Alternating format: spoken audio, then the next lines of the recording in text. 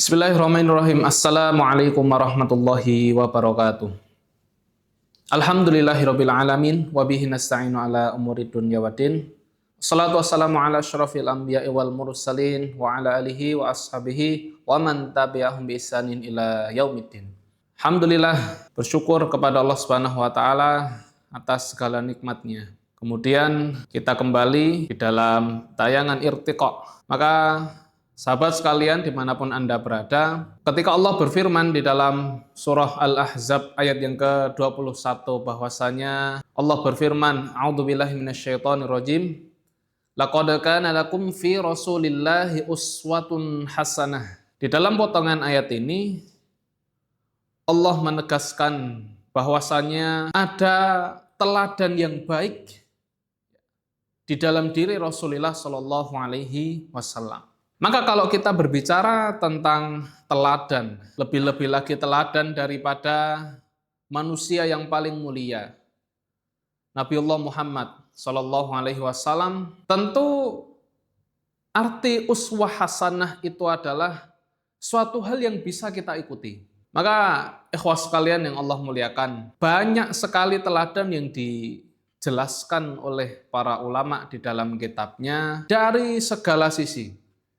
Karena Rasulullah Shallallahu Alaihi Wasallam sendiri adalah teladan kita semuanya dalam segala hal, dalam sosial, kemudian di dalam kepribadian, kemudian di dalam kemiliteran, dan lain-lain lagi. Maka kita akan mengangkat salah satu tema yang mungkin jarang disampaikan.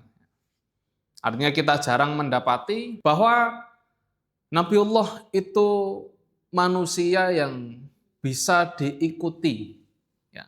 Salah satunya dalam hal ini adalah teladan dalam hal, kalau di dalam bahasa para ulama itu adalah furusiyah atau ketangkasan perang. Maka saya berbicara di sini bukan sebagai ahli militer ataupun ahli sejarah, tapi setidaknya kita akan belajar bersama bahwa satu kisah dari Nabi Shallallahu Alaihi Wasallam yang dikisahkan oleh Ibnul Athir, bahwa suatu ketika ada seorang laki-laki berbadan besar, kekar, laki-laki Quraisy yang dinyatakan laki-laki paling kuat, ahli gulat yang tidak pernah ada yang bisa mengalahkan.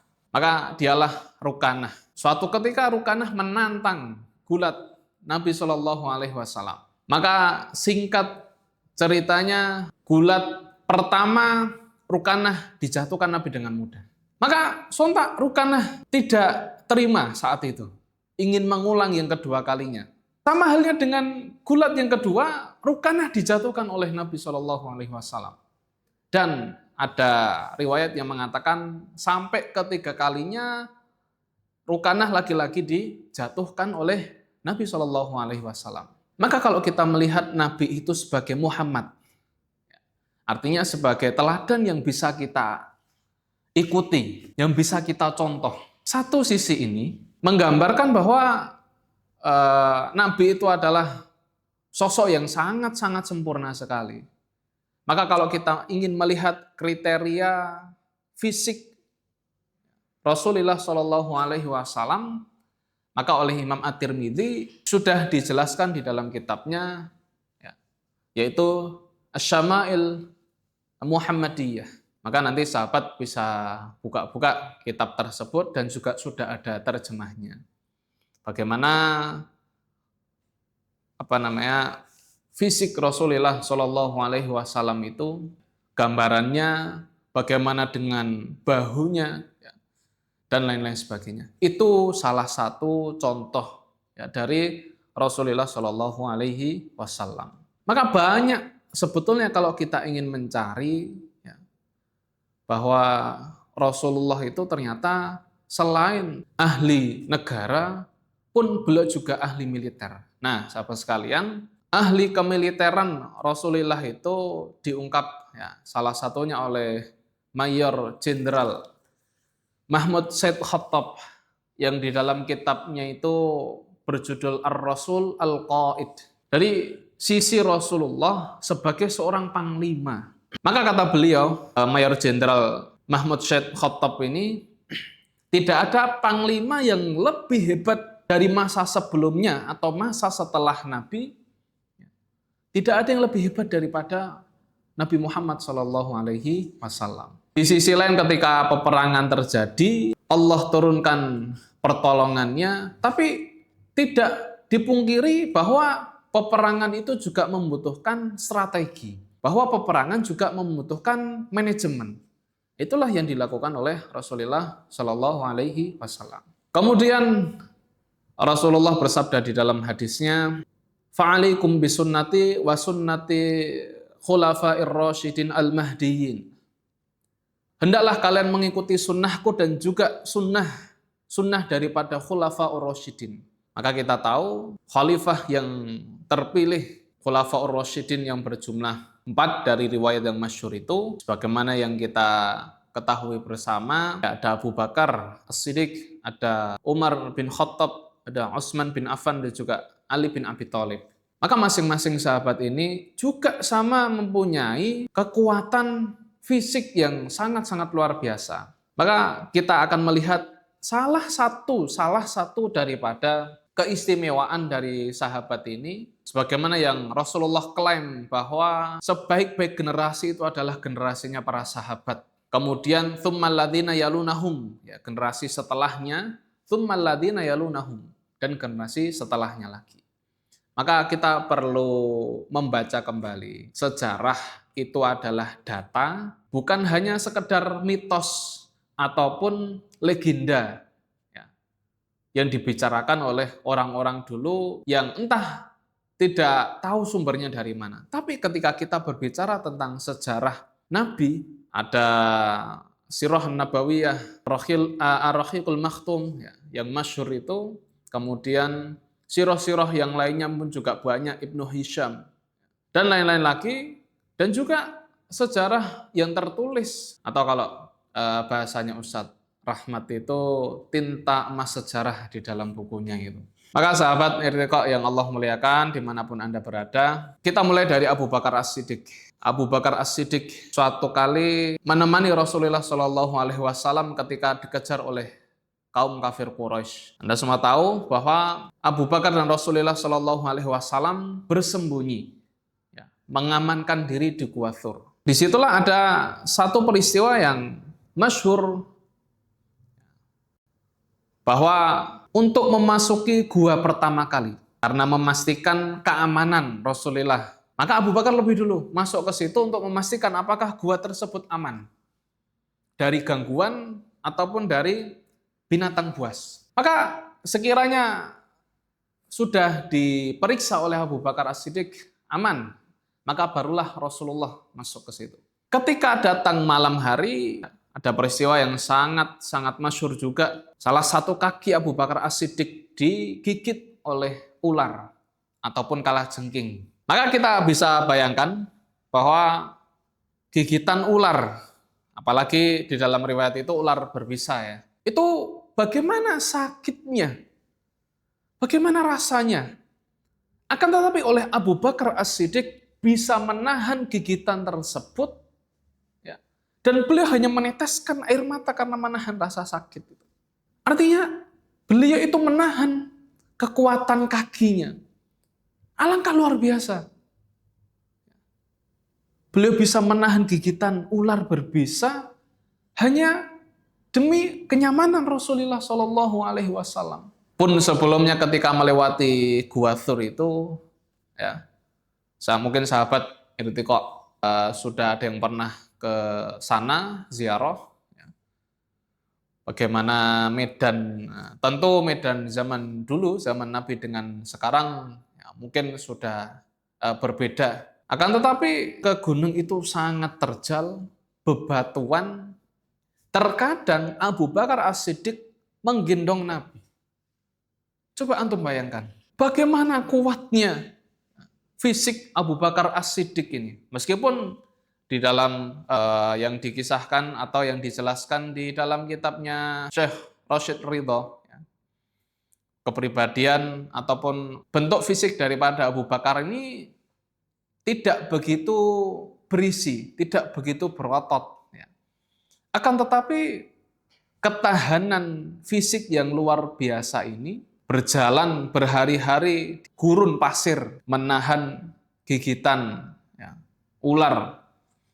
Ini tentu bukan fisik yang biasa-biasa saja. Atau di dalam tarikh khulafa'nya Imam Asyuyuti dikisahkan bahwa suatu ketika di dalam perang Badar di tendanya Nabi Shallallahu Alaihi Wasallam, Nabi menawarkan kepada sahabat-sahabat yang berada di situ, siapa kiranya yang mau untuk menjaga beliau.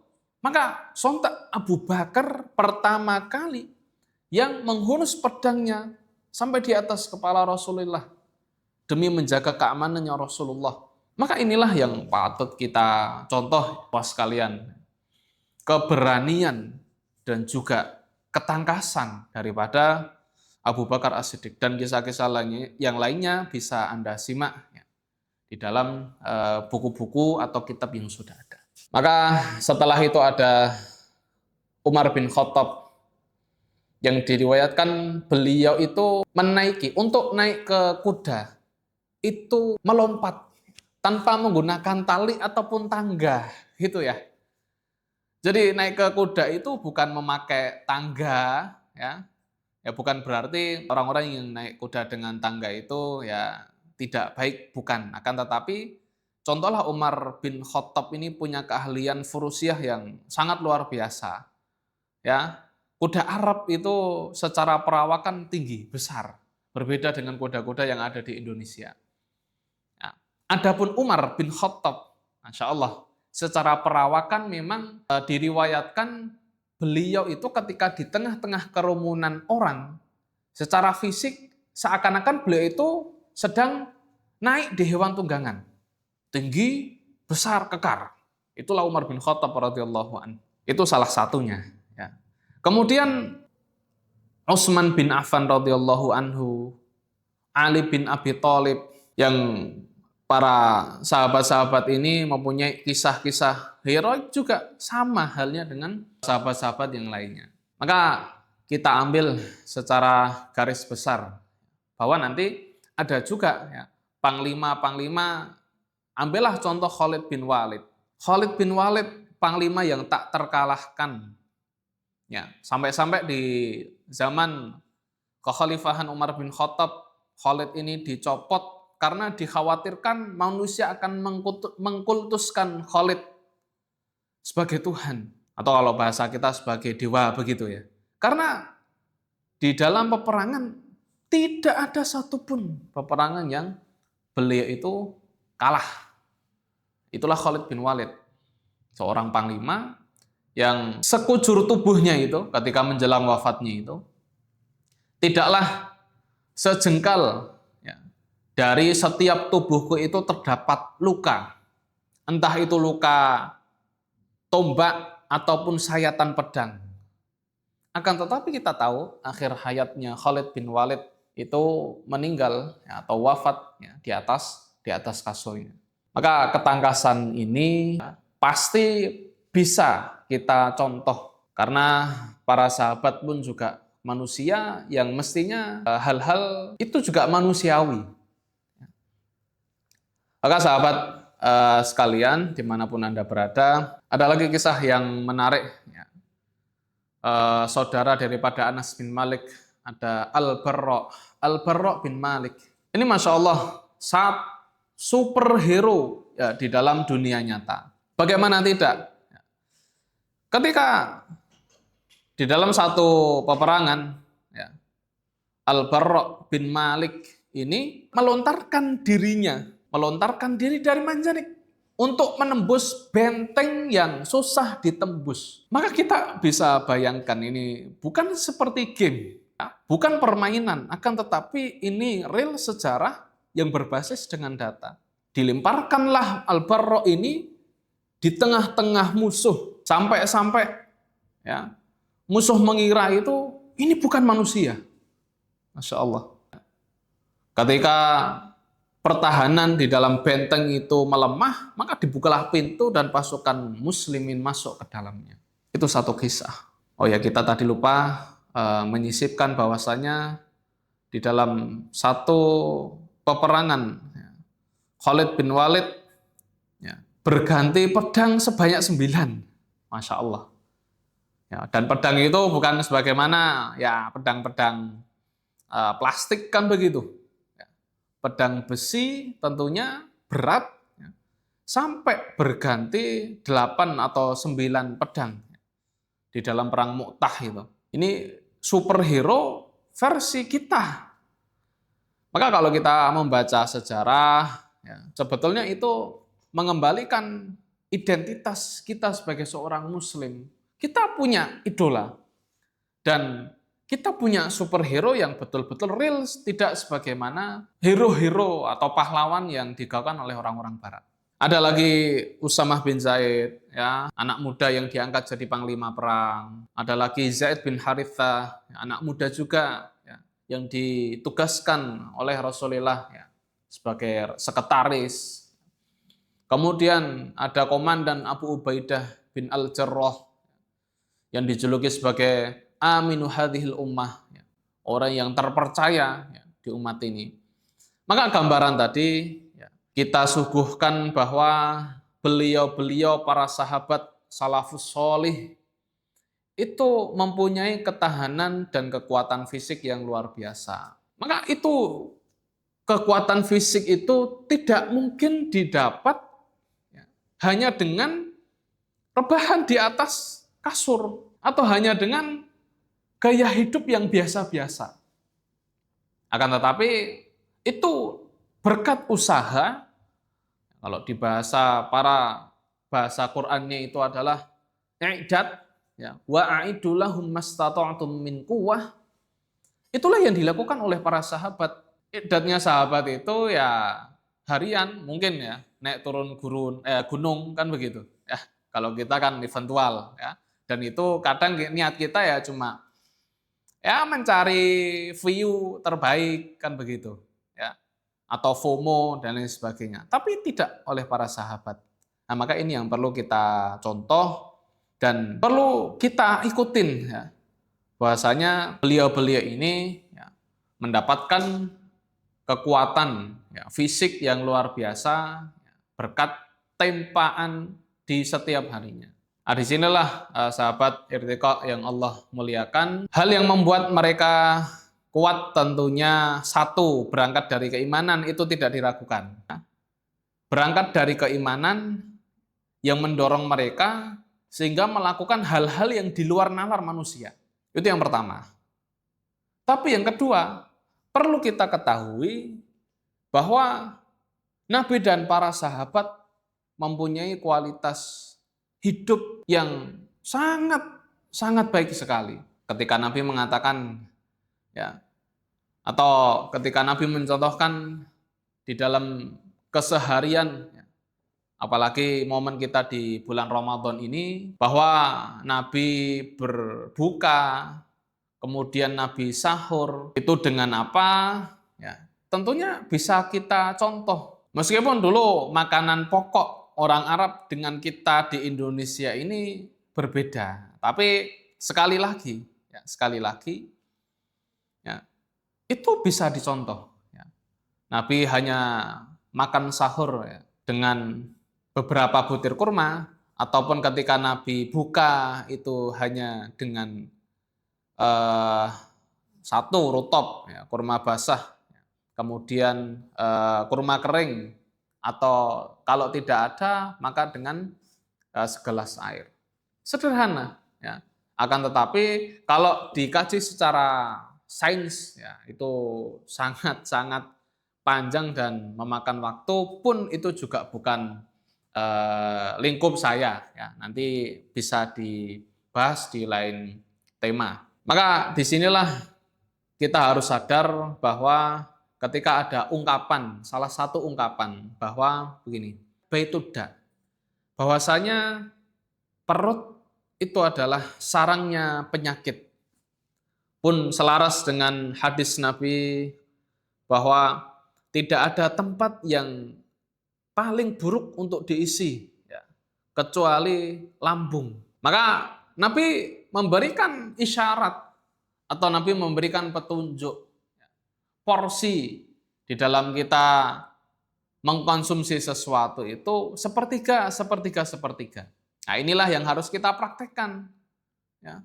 Faktanya, sesuatu yang kita makan seringkali justru melemahkan, bukan menguatkan. Padahal dulu makanan yang sedikit itu bisa menjadikan para salafus soleh menjadi pribadi yang kuat secara fisik, secara mental. Tapi coba sekarang dengan berlimpahnya makanan, ya, atau justru kita tidak sadar, kita memang dibuat lemah, ya, agar musuh-musuh kita dengan mudah mengalahkan kita tanpa harus mengangkat senjata.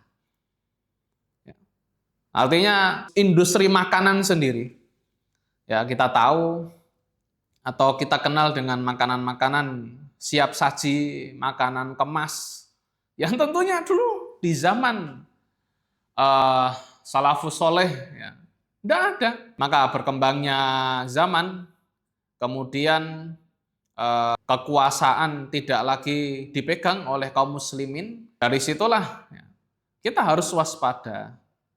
Setiap yang kita makan, sebagaimana salah satu ungkapan tadi bahwa perut itu memang sarangnya penyakit. Maka kita mengenal kualitas-kualitas para ulama dulu. Bahkan ya, ada seorang ulama yang keseharian itu menulis sampai-sampai di dalam sehari itu lupa tentang makan. Coba kita bayangkan. Yang kita digaung-gaungkan makan sehari 3 kali. Akan tetapi apa yang kita dapatkan? Fisik yang prima atau mental yang kuat? Ternyata dua-duanya tidak didapat.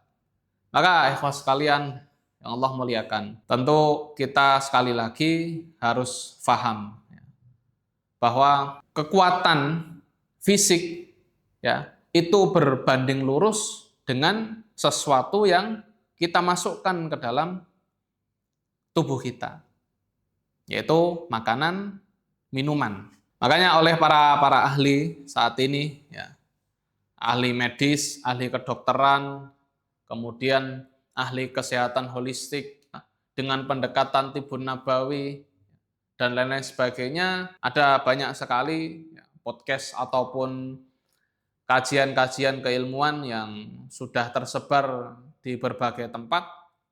Mestinya itu menyadarkan kita.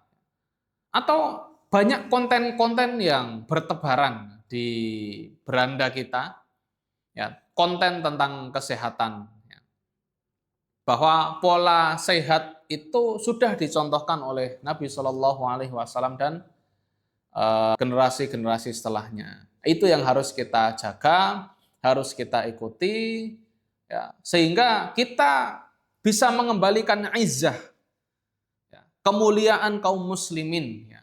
Tidak lagi bergantung dengan produk-produk buatan penjajah gitu ya.